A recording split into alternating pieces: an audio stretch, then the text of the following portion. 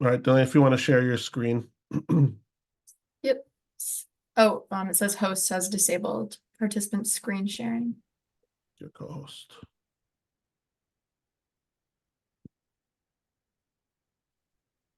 All right, try again. Yep, got it. All right.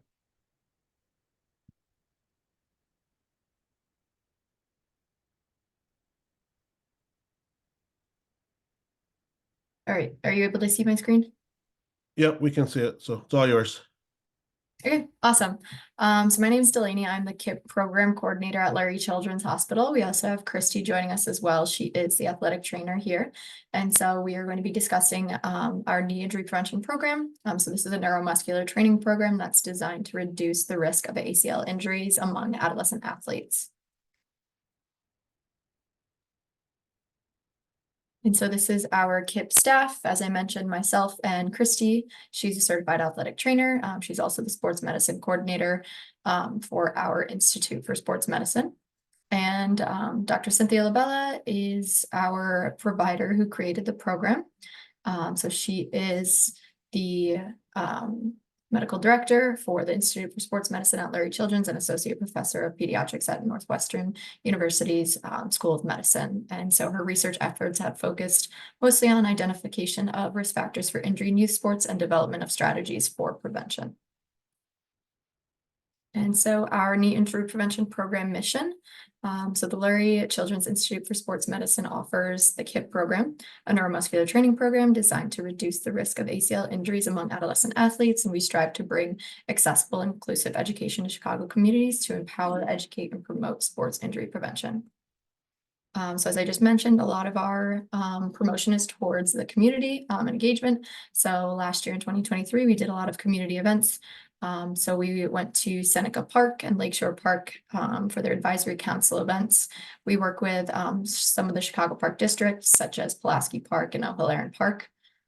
We've also worked with Rosedale. So we do a 6-week program with some of the girls' camps at the Chicago Park district. And we also did the Chicago Moves Day, and then we went to a couple of back to school bashes with CPS to introduce the KIPP program. And these are just a couple of our community partners that we work with. So obviously CPS, Chicago Park District, Game On Sports for Girls, Chicago Fire in the Community, Chicago Fire Department, Girls in the Game, Girl Scouts, and Teamwork Englewood. And this list continues to grow as we develop new partnerships. So what exactly does our program offer? So we have 2 different programs, so KIPP for athletes and KIPP for coaches. I'll talk about the KIPP for coaches first, which most likely applies to this community now. So KIPP for coaches is a free training program. Coaches learn how to lead their athletes through a 10-minute knee injury prevention warm-up routine. And how is this done? So either obviously virtually, in person, and also via our online course, which I will send this out so you have access to our online training platform that you can run through. And so after the online course completion, coaches receive access to our mobile-friendly website that you can use as an app on your phone with all the KIPP exercises and descriptions. And so in this course, you learn how to recognize knee injury risk factors, incorporate these KIPP exercises into warm-ups, and teach athletes how to spot unsafe knee positions and improve muscle control of the knee motion. And then so our KIPP for athlete programs is obviously for athletes. So this is a 6-week neuromuscular exercise program where we incorporate KIPP into warm-ups.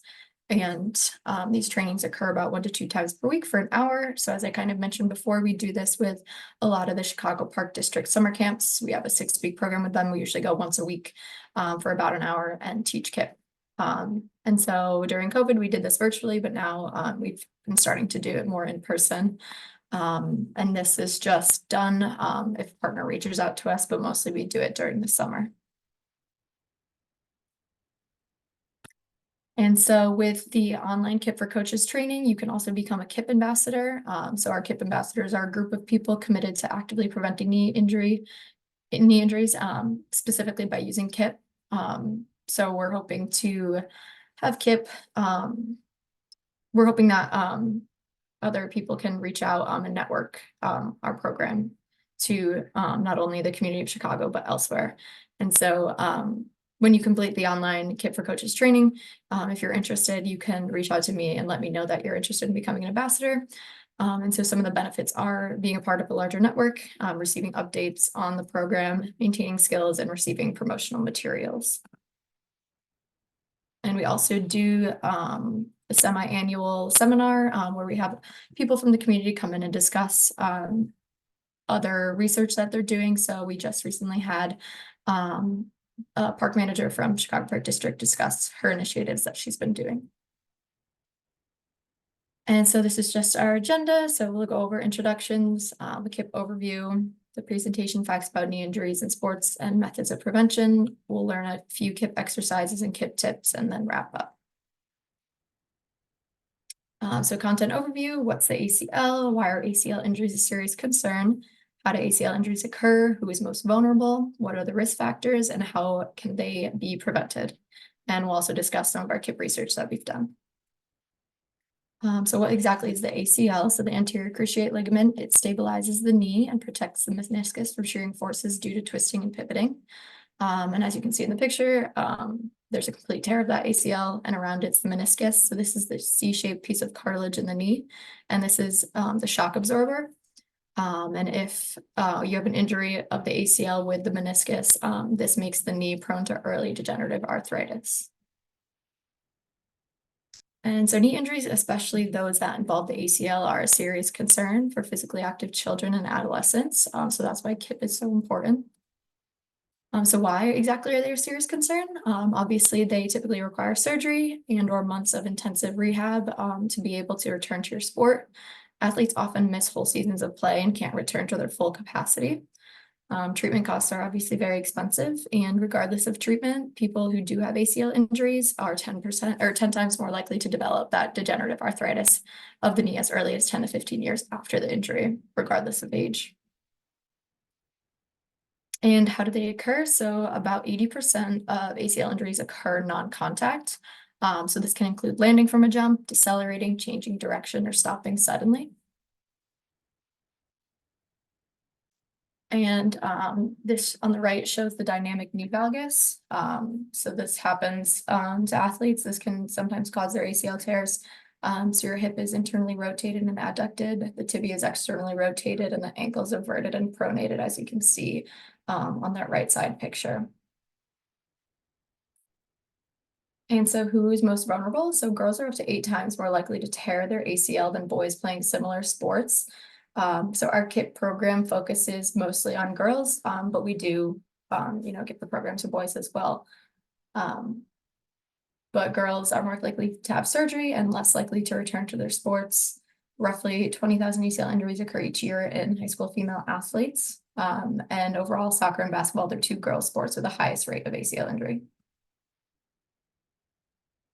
And again, who's most vulnerable? So this graph shows that high school girls account for the most ACL injuries. So you can see that spike happening, not only for the girls, but for boys as well, around ages 15 to 19. And then for girls, that trend goes down as you get older, and then it goes down a little more slowly for men as well. And this graph shows high school ACL injury rates per 100,000 athlete exposures by sport. So in the top 10 sports, there are 6 girl sports and 4 boys sports. So as I mentioned, girls soccer makes up for the most of it, then boys football, then girls basketball. And so risk factors. So why are girls more prone to ACL injuries? So there's a bunch of differences, but hormonal differences are the first cause. So estrogen increases ACL laxity, which leads to more ACL injuries. And as you can see in the follicular phase, your estrogen level is higher, so the injury rate is higher in the follicular phase. And there's also anatomic and structural differences. So this is not the primary cause, just as the previous one, but it's still a risk factor for girls. So girls have a smaller intercondylar notch, which is where the ACL lives, and this is shown to increase ACL injury. And then more anatomic and structural differences. So again, this can play a role, but it's not the primary cause. But girls have a wider pelvis and it creates a larger quadricep angle. In research, it's shown not consistently to link with ACL injury risk, but in some it is also shown. And the last anatomic and structural difference is that girls are more likely to have ligament laxity and knee hyperextension. And so people with knee hyperextension are 2 to 3 times more likely to have an ACL injury. And so all of those 4 risk factors are not modifiable, but the last risk factor, which is neuromuscular differences, are modifiable. And this is where KIPP comes into play. So you can modify those neuromuscular patterns. So this is the most important risk factor. So girls use their muscles differently than boys to control knee motion. So this muscle activation difference start to appear during adolescent growth spurt, which is for most girls occurs between the ages 11 and 12 years of age.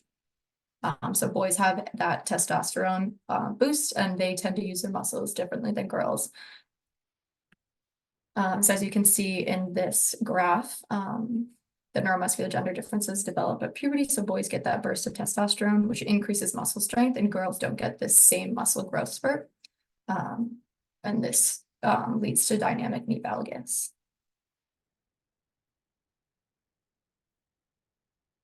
And so now we'll go through the 4 main neuromuscular differences between these photos. So on the left is a female performing a squat jump, and on the right is a male.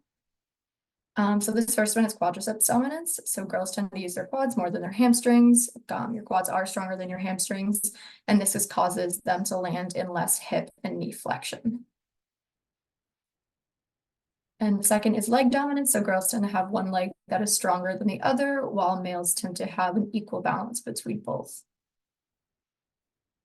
The third is ligament dominance. So girls tend to rely on ligaments instead of muscles to stop knee motion, and this causes them to land in that dynamic knee valgus, which increases ACL injury.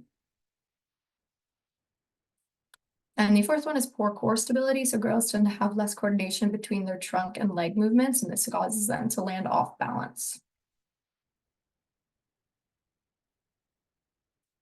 So how can these ACL injuries be prevented? So they can be prevented by these neuromuscular training programs, which is what KIPP is. And some of them are shown to reduce girls' ACL injury risk by up to 88%. And these are just a few of the research studies done on neuromuscular training programs listed below. But the one we'll talk about is Dr. Labella's research done in 2011. And so in these neuromuscular training programs, what are the key components? So the first is progressive strengthening for core and leg muscles. The second is balance training. Third is plyometrics that progress in difficulty. So jumping in place, leading to traveling jumps, 2-legged landings, leading to 1-legged landings. Something that's super important is supervision and feedback to athletes. So instructing them on how to avoid high-risk knee positions and using safe landing and decelerating techniques. And then finally, utilizing this neuromuscular training program not only in season, but also before preseason. And so this discussion will be about our research at Lurie Children's that was done by Dr. Labella. So the title of her research was the effect of neuromuscular warm-up on injuries in female soccer and basketball athletes in urban public high schools. So this was a cluster randomized controlled trial. So 36 of the 80 Chicago public high schools participated. It was girls soccer and basketball players. And so athlete baseline information was collected. The intervention group was the coach-led warm-up, which used KIPP before practice, and the control group just did their usual warm-up. And then injuries and exposures were tracked for both groups. So this kind of shows that study design. So again, the intervention coaches used the KIPP warm-up. The control coaches used their usual warm-up. All coaches reported athlete participation in injuries over the course of 1 season. And then a statistical analysis compared these injury rates between the intervention and control groups. And what was found, like the KIPP warm-up significantly reduced not only ACL injuries by 80%, but also knee sprains by 70% and ankle sprains by 62%.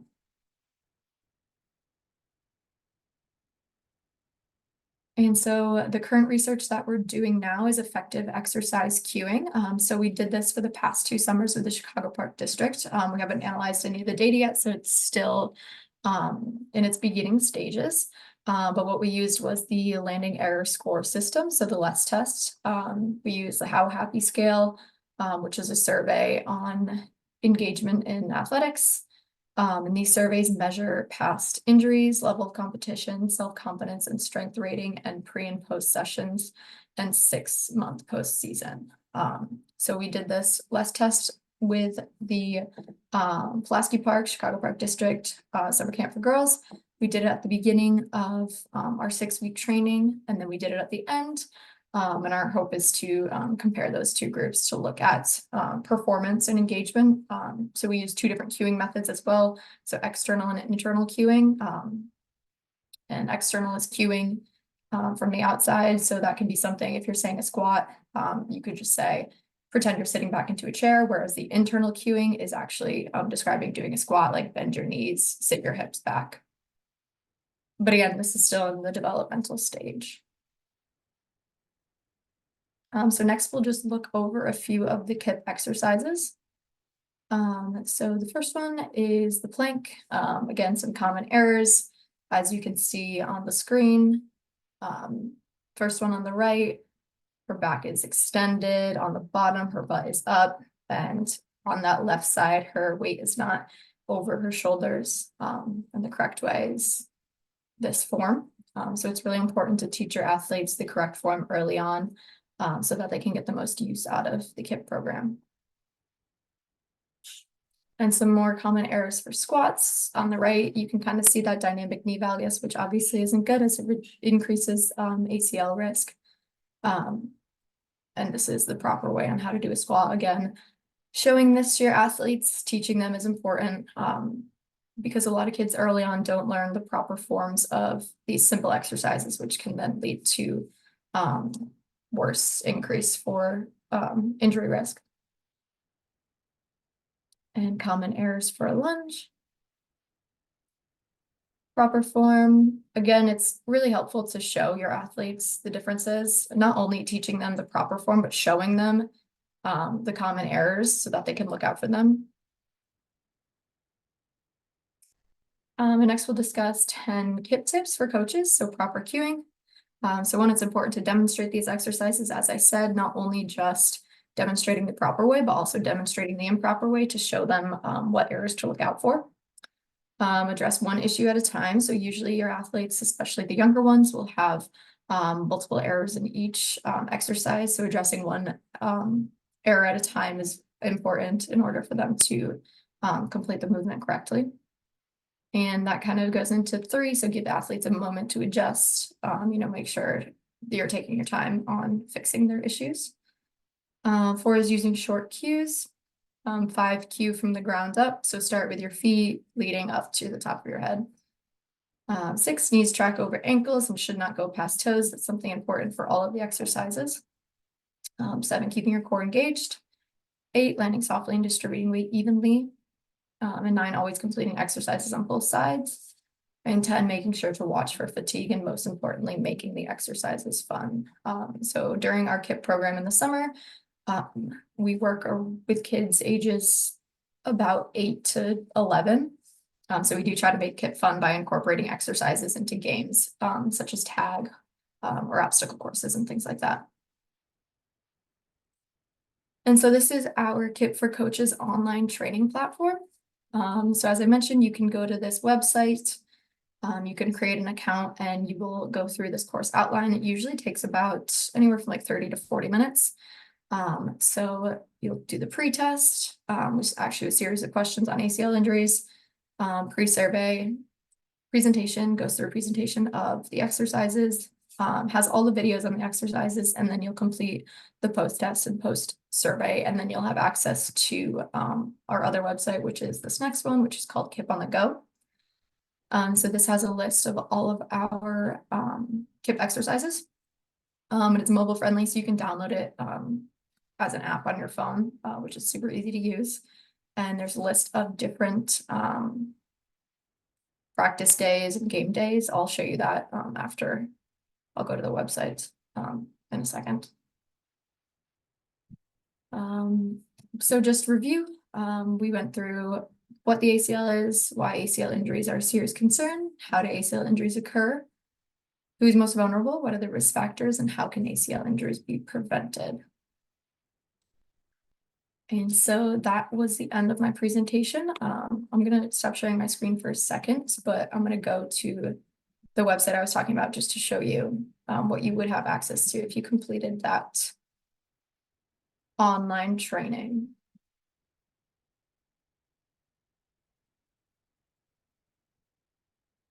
All right, can you see the KIPP on the go screen? Yes. Okay, awesome. So this is our mobile friendly website. So as I mentioned, it has a complete list of KIPP exercises. And they're shown in video and they also have sound. So if you click to play, it would play with sound. Has descriptions of all of the exercises. And then it also has sections on how long you should do them and what count you should do them at. So there's 28 exercises here. We're in the process of updating the videos because they are out to date, but that won't be done until about the summertime. And then going back to homepage, as I mentioned, there are different practice days. So the suggested time and reps below is a starting point. They're all mentioned here. And so as the season progresses and your athletes get better at the exercises with good form, you can increase the time or the reps. And so this just puts together different exercises and warm-ups and suggestions. Again, all with the videos and descriptions. So that was practice day A, we have practice day B, and then we also have a game day. So these are some game day exercises to do in season.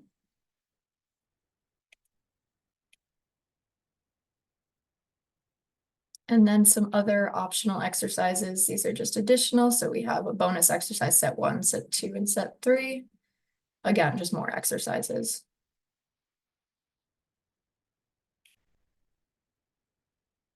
And then so as I mentioned, you can save KIPP on the go to your phone, so it's easily accessible. So it's not an app on the App Store, but you can just add it to your homepage, and then it'll take you straight to the website. But again, this is on our, so this is our online training platform. So again, you'll go through that pre-test presentation, the videos and post-test. And once you have completed all of this, it'll take you to this website, which you can then save on your phone. But yes, that was all I had. Does anyone have any questions? Or Christy, do you have anything else to add? Not really. Thanks for joining us. I would be kind of curious what some of the coaches use already for like a warm up, if it's like FIFA 11 plus or just kind of have them jog around the field. Yeah, I know there's a few questions in the chat, and that probably relates to I was going to ask you about the FIFA 11 plus. How is it different, or is it similar in terms of what KIPP is doing compared to FIFA 11 plus? I think there's a lot of overlap. I think it's very similar to similar exercises, similar structure, because they have the dynamic warm up and the strength and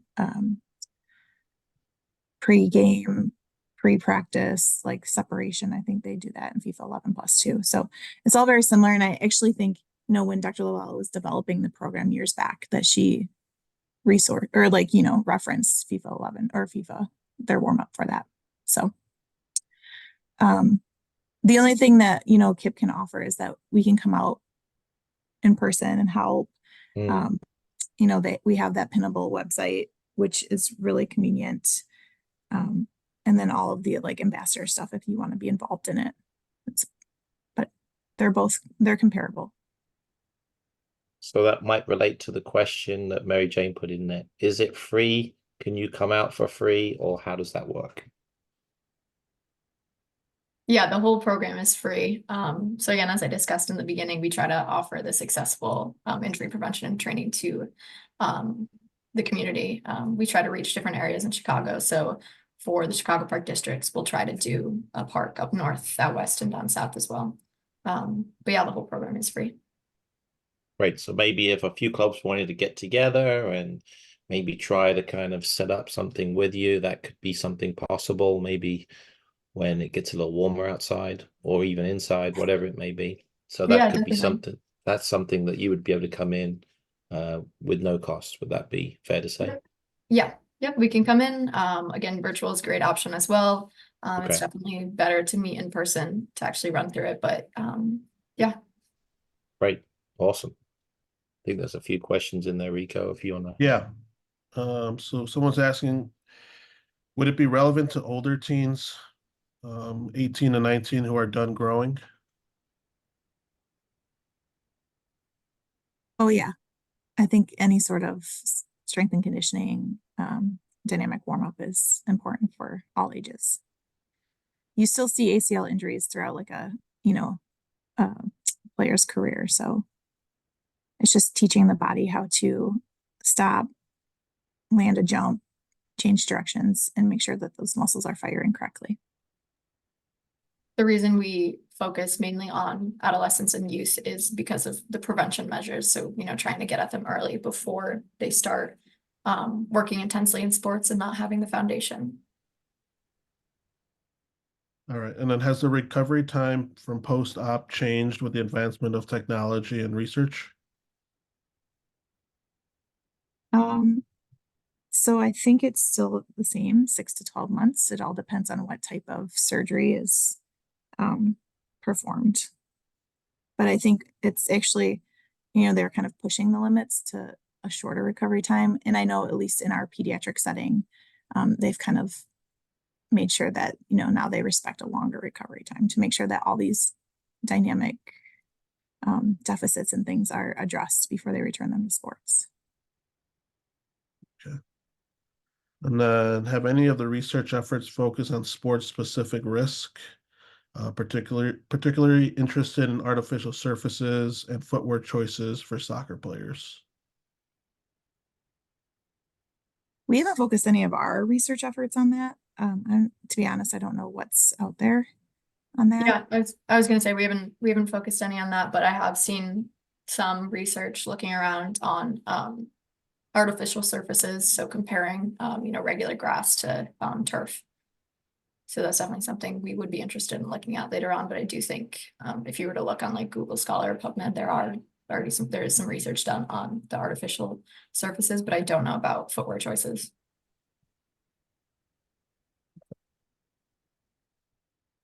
And then are there any ACL prevention exercises that coaches can easily do at their practice or before the game?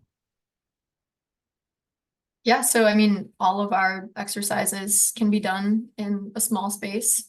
We try to make them as accessible as possible, but we do have the list, and on that mobile-friendly app, there is a compiled list of game day exercises. So again, it's probably things you already do, warm-ups you already do, but they're compiled into that warm-up on that mobile app. Just to reiterate, it's a practice warm up. So, and there's 2 separate warm ups, so you can kind of alternate and make sure that, you're doing both exercises. And then there's a game day warm up also. So it's something you would do every day with your team, or every practice and game with the team. And it needs to be kind of continued. If you don't do it in a year, you're going to kind of lose the benefit of the injury prevention. So you have to continue to do it. So kind of going with that. So let's say I'm just thinking it from a practical coach's standpoint. They're on, let's say right now, they have an indoor practice. They literally run onto the field after the last group's got on. Mm-hmm. The concern would be obviously the time that they're paying for on the turf. They want to maximize ball activity. Would there be a way to potentially do it with a soccer ball where they might be able to utilize that time more efficiently? I don't know. It's like your traditional karaoke, butt Yeah. kicks, high knees, planks. It's possible to do off of the field. There's Okay. Okay. Yeah. and if the warm up isn't an option for them, then we do have like the weekly hour list of exercises you can just do. It takes like 45 minutes to an hour, and you can do it once a week, and that is kind of still shows benefit. Yeah. Yeah. Because I understand, yeah, it's just kind of like you hop on the field and go, right? So, Right. but it can be done in like a classroom, a small gym, like off of the field too. Yeah. Yeah, I'm just kind of thinking now, practically. Yeah. Well, Yeah. certainly there shouldn't be any excuses to work that into, when you're on the grass outside in the spring and the summer and the Mhm. fall, that shouldn't be a problem. But probably these times when people jump onto the fields, that's probably when sometimes those injuries occur. So just trying to think of how they could practically do it as well, and whether it be before the session or even if they do it at home, whatever it may be. I have a question.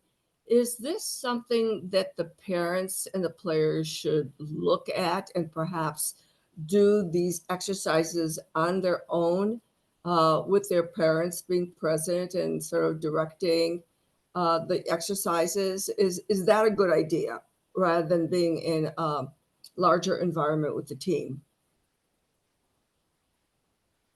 Definitely a good idea and can be done, but you'd want to make sure that they're doing the exercises correctly. So maybe having a big instructional course at the beginning on how to do all these exercises and having them bring it home. Um, but yeah, no, they're definitely easy enough to be able to do on your own. And in a smaller space, doesn't have to be in a big field or gym. Thank you. And then someone There asked, is a separate, oh, sorry, sorry. what age would you recommend starting this? Like the The prevention? youngest we usually work with is like, I think the youngest I've worked with is about 9 to 10, around that age. They're not super into sports yet, not super into, or haven't done the exercises that we teach. So it's definitely a younger age to start, but that's about the youngest we work with right now. Yeah, the majority of our claims are ACL. And so I really want to make sure that the coaches and the parents know how important it is, how important ACL prevention is, because it is a huge impact on our players.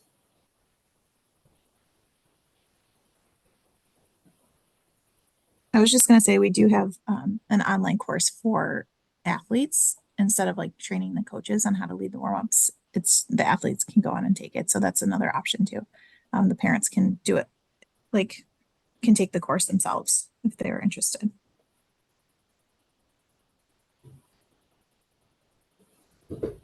All right. So yeah, I don't see any other questions. Like I said, we did record this. Delaney, you will share the presentation, right? Yeah, I'll send the slides to you, and then I also have a PDF of some of the exercises as well I can send. Hey, Ivan, quick question. I couldn't figure out where the Q&A is on my app here, but I was wondering if I could ask the ladies, is there any correlation between like Osgood Schlatter with the ACL injuries as some of these kids grow at around the high school age? Has there been any correlation between prevalence of Osgood Schlatter with ACL injury, or am I completely mistaken? Not that I know of. Not that I know of. I mean, it may affect like what type of surgical reconstruction they do, just if they're really have a big separation there. But as far as causing them to have an ACL injury, I haven't heard anything.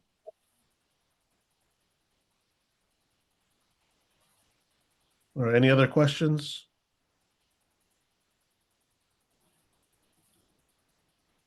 All right. Well, thank you guys for taking the time to jump on the call, and then Delaney and Christy for the presentation.